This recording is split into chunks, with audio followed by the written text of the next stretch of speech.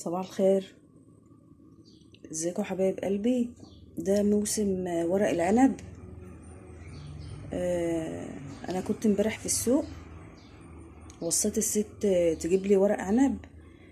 وصيتها على 5 كيلو، قالت لي خلاص هجيبهم وابعتهم لك على البيت. هما لسه جايين دلوقتي. انا لما وصيتها يعني هما كده جايين من الارض عليا على طول، لسه واصلين لي دلوقتي. احنا دلوقتي الساعة 9 الصبح. ده ورق عنب لسه جاي من الارض. ده الوقت بتاع تخزين ورق العنب، يعني ما تغيبيش عن كده بقى، يعني ما تغيبيش ولا تتأخري عن كده لان هينشف.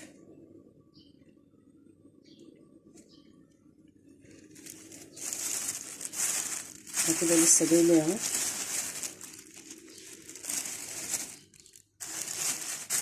انا وصيتها على 5 كيلو، 5 كيلو ورق عنب. الكيلو في ب30 وفي ب35. هي عطيهوني ب30 جنيه. الكيلو الورق العنب ب30 جنيه. فهو انت لو قعدتي اسبوع كمان هتلاقيه نشف، يعني لو استنيتي اسبوع كمان هينشف.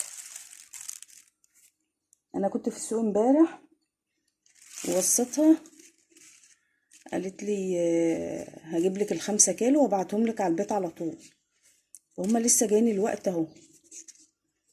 ده ورق عنب، وهو اصلا اسمه عنب بناتي، يعني ده الورق بتاع عنب البناتي، بيبقى ناعم. لو صبرت كمان اسبوع الورقة دي بتنشف، فما ينفعش للمحشي خالص، ما بيبقاش حلو. لكن ده الوقت بيبقى الورق اللي هو العنب البناتي.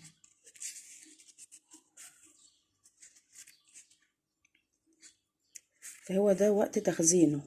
الحقي خزني قبل ما ينشف.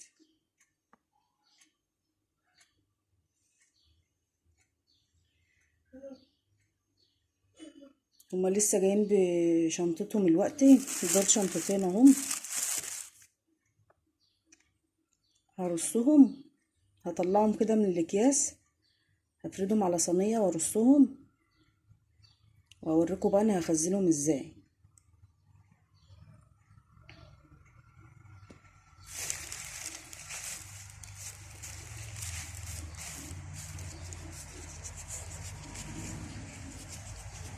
الورقة بتبقى طرية خالص. لو صبرت شوية الورقة دي بتنشف. دي كده ده الورق البناتي، عنب بناتي.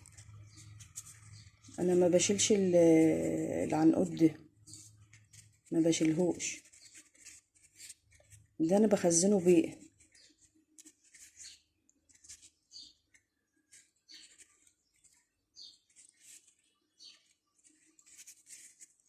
بخزن الورق العنب بالعنقود بتاعه ده.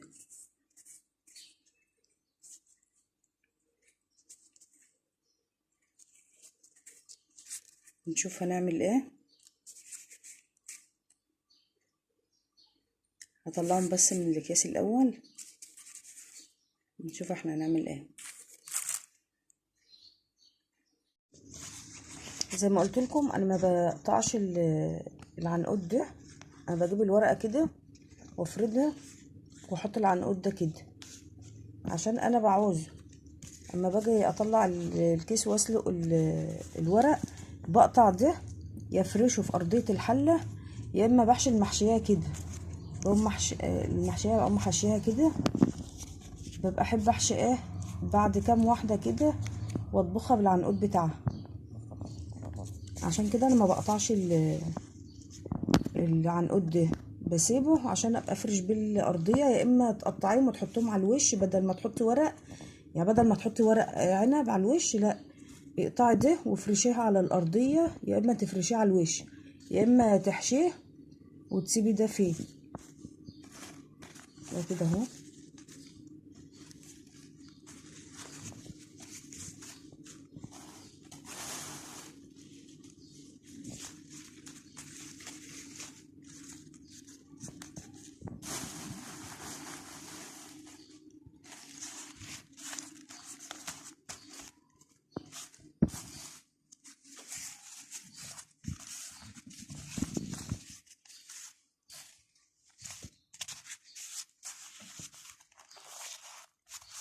ورق استريتش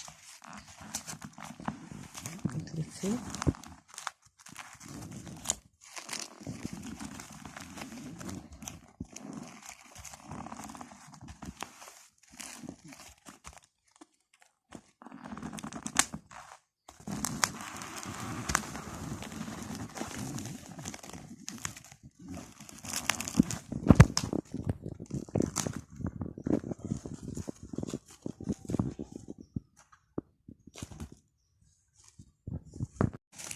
ممكن برضو لو انت عايزه تخزنها في اكياس تلاجة، تقومي جايبه الشويه اللي انت هتخزنيهم كده،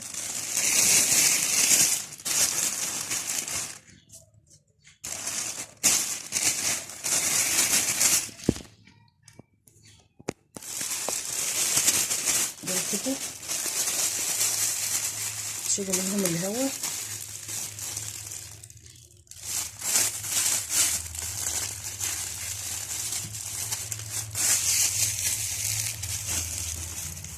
تشيلي منها الهواء وتسيبها في الكيسه كده، ماشي. بس انا ما بحبش التخزين كده.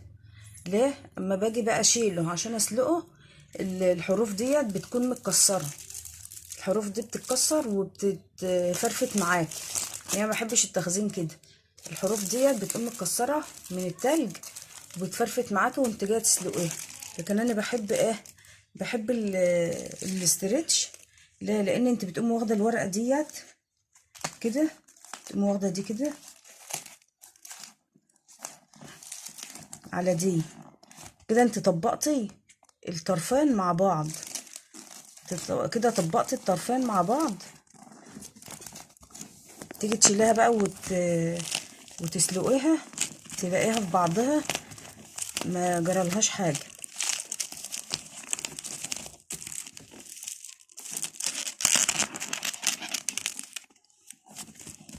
يعني بحب التخزين بالطريقه دي، تخزني بالطريقه دي مش بالطريقه دي. ديت لو خزنتيها وحطيتها في التلاجة، لو حطيتي اي حاجه عليها هتقوم متكسره، والطروف هتتفرفت معاك، الطروف الورق العنب هيتفرفت معاك. لكن كده انت بتطبقيها على بعضها، انت بتطبقي الطروف على بعضها، بيبقى رول كده، بتطبقيها في بعضها. تيجي تشيلي الاسترتش وتسخني ميه وتحطيه، عايزه تحطي ليمون، عايزه تحطي ملح، عايزه اللي انت عايزه تحطيه حطيه. لكن بالطريقه دي كده الداير بتاع الورقه هيتكسر، داير الورقه هيتكسر. هتيجي تشيليها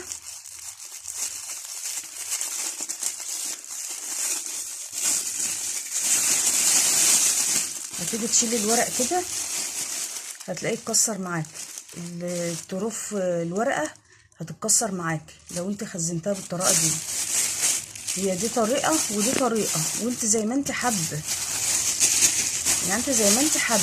عايزه تخزنها كده اهي، تقومي تدخلي شويه الورق وتقومي مفضيه الهواء منها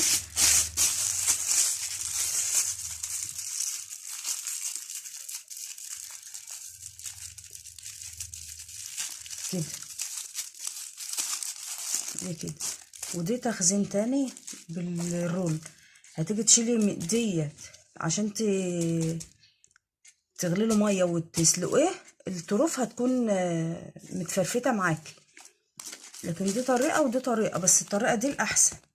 وانتوا عارفين اللي انا عندي الفرازه اللي هو العلبه، فبحب اعملها كده عشان اعبيها في كيسه على بعضها، ولما عاوز ورقتين تلاتة اطلع.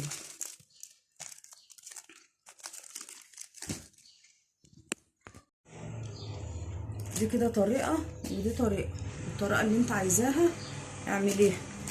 دي كده طريقة تخزين. انا ولا شطفت ولا عملت فيه حاجة، هو جه من الارض اهو. انت كده كده وانت بتحط الورقة على الورقة بتظبطيها، لكن انا ولا شطفتهم ولا عملت فيهم اي حاجة، هما زي ما جم من الارض عليا على طول.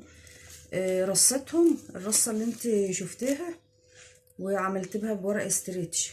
بقولك ولو انت عايزة تعملي كده اعملي وخرجي الهوا منها، بس انا ما بحبش الطريقة دي، ما بحبش الطريقة دي، انا بحب الطريقة دي.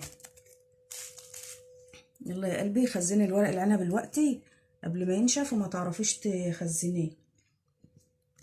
ده كده 5 كيلو ب150 جنيه،